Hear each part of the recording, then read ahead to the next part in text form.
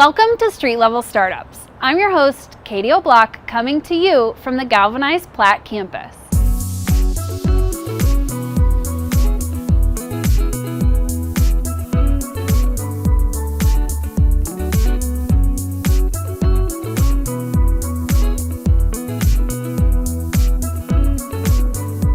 On this episode, we'll look at some examples of how the startup community helps elevate and support one another through integration and mentorship.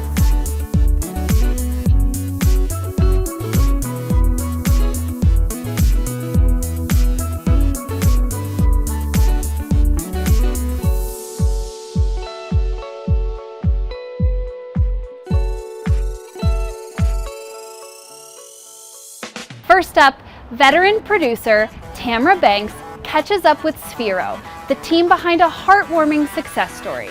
This consumer robotics and toy company, based in Boulder, helped create an iconic character that was originally designed to help kids learn to code.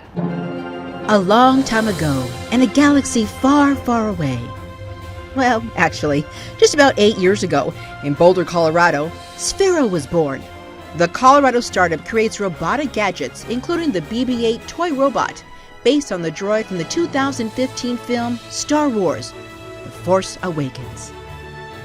Sphero developed new technology that helps kids learn how to code by bringing technology to smartphones.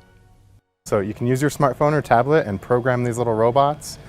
They work in schools, like in packs of 30s, so teachers are using them to teach kids everything from, the Pythagorean theorem to actual coding, because coding is kind of a big thing in the future.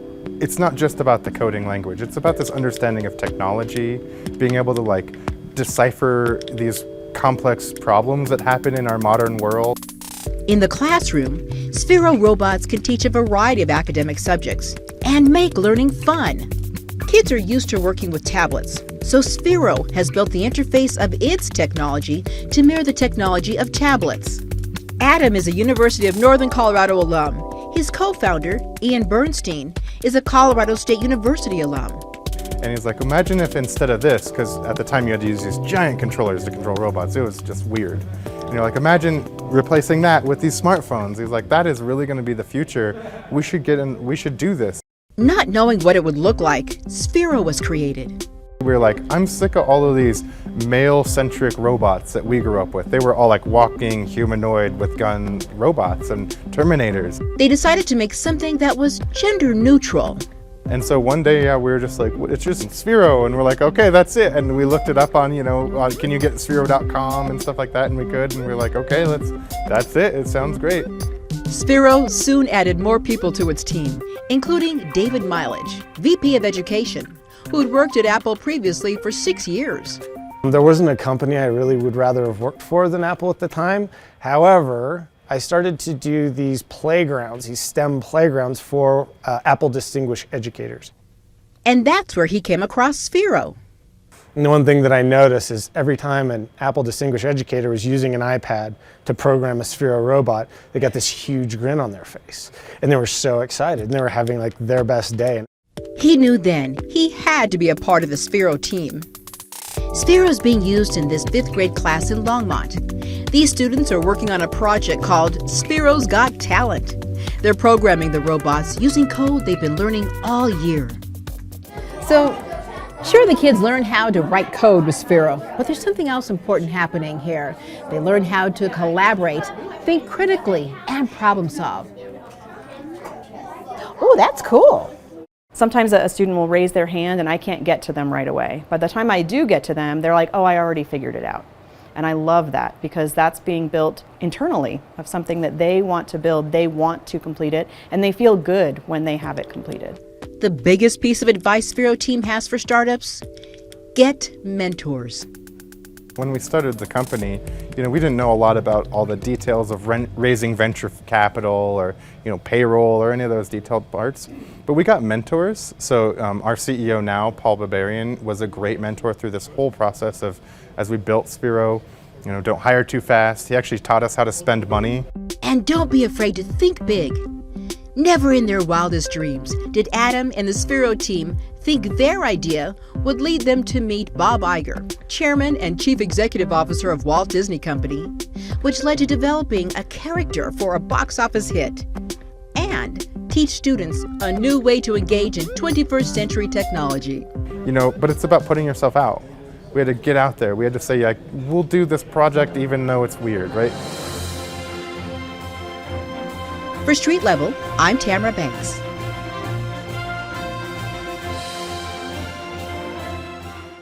Black women entrepreneurs are the fastest growing but lowest earning group of entrepreneurs in the country. In our next segment, we talk to Sistahpreneurs, a nonprofit business accelerator providing affordable options for coaching, training, and services to help Black women grow, succeed, and play big in business.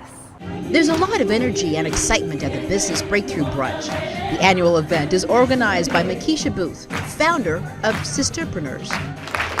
I also want to celebrate Sisterpreneur and Makisha Booth. The innovative startup is a business accelerator for Black women entrepreneurs, helping them with the startup stages of their businesses, the first 1 to 5 years, building profitable models.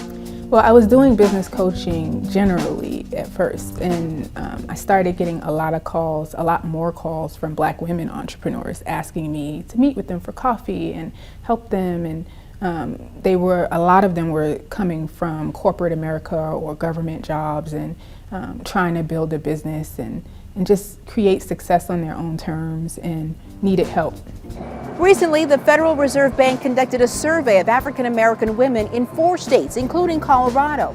It found that Black women were the largest growing group in the entrepreneurial world, yet the lowest when it comes to generating revenue. Makisha Booth is trying to change all of that with Sisterpreneurs.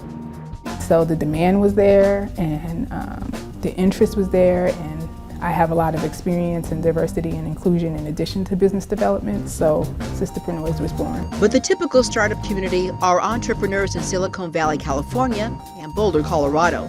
Those entrepreneurs are often startups via opportunity. And that just means I got a great idea.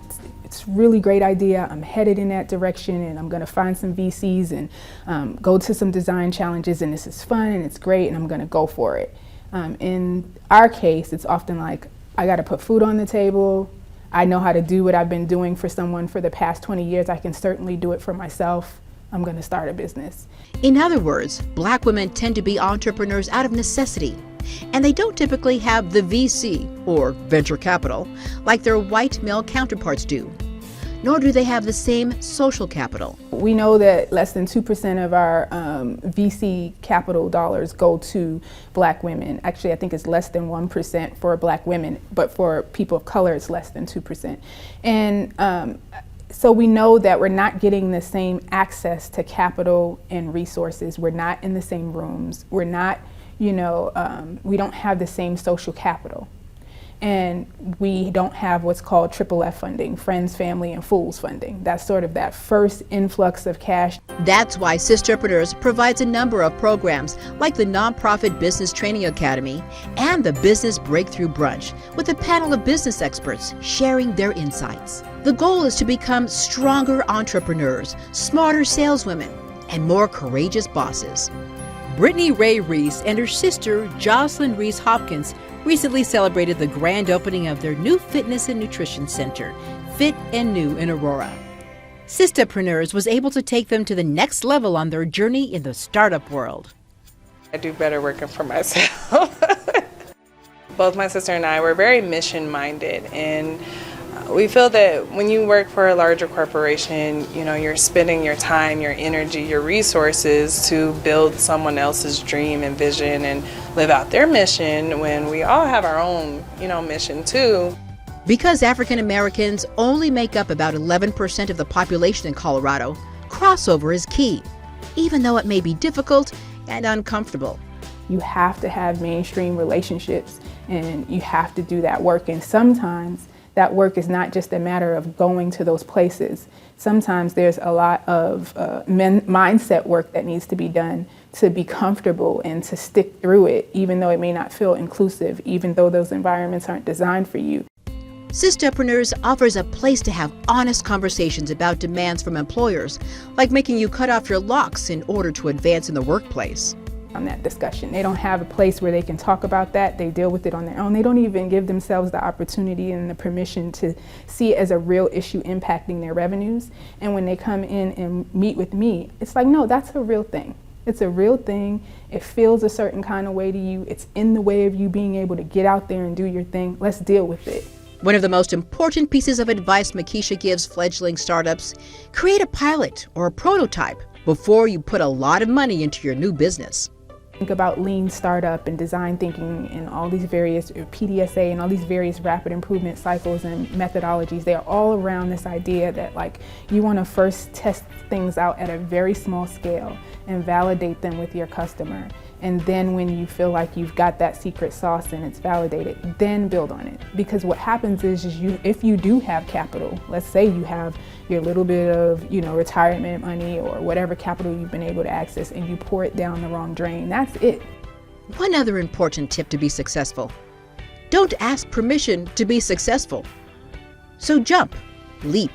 Not one more degree, not one more certificate, not one more internship. Do it now. Go for it. For Street Level, I'm Tamara Banks. In the future, Sisterpreneurs plans to make it easier to fund startups directly through their website and will provide programs to Black female entrepreneurs about how to leverage technology, including pitch sessions, design, and innovation. For many of us, writing code sounds super complicated and even a bit intimidating. And to think of kids as young as 6 years old coding, well, surely they must be child prodigies. But in reality, just about any child can learn to code. Producer Tamara Banks visited Bitsbox in Boulder to find out how they teach young people to code and their secret to success. It may look like just another kid's game, but Bitsbox is the result of a conversation startup co-founder Scott Leininger had with his 7-year-old daughter several years ago. I was a computer engineer at Google. You probably heard of that company. And Audrey wanted to know what I did for a living. So I said, I'm a computer programmer. And she said, what's computer programming, Daddy? Aidan Chopra, Bitsbox's other co-founder, explains that teachable moment developed into cards and activities that shows kids how to write computer code on their own or with their parents. The coding that we teach, the computer programming we teach, involves typing, real words and numbers and things. And so basic literacy is kind of a prerequisite for Bitsbox. We sort of say we start around 2nd grade, 3rd grade, once kids have a little bit of numeracy, like basic math, and they can read and write a little bit. The main product is a subscription. Each level introduces a new computer science concept with a set of app projects that are delivered to your home every month. The hard part of teaching kids to code is getting them to come back and do it again. So it's just like learning to cook or learning to read or learning to play music. It's kind of a lifelong skill, and there's a lot to know. Critics may say kids should be learning reading, writing, and arithmetic. But learning how to code, say Scott and Aidan, is critical in the 21st century. Try to think of an invention that's come out in the last 15 years that hasn't somehow involved coding. Coding is a literacy skill.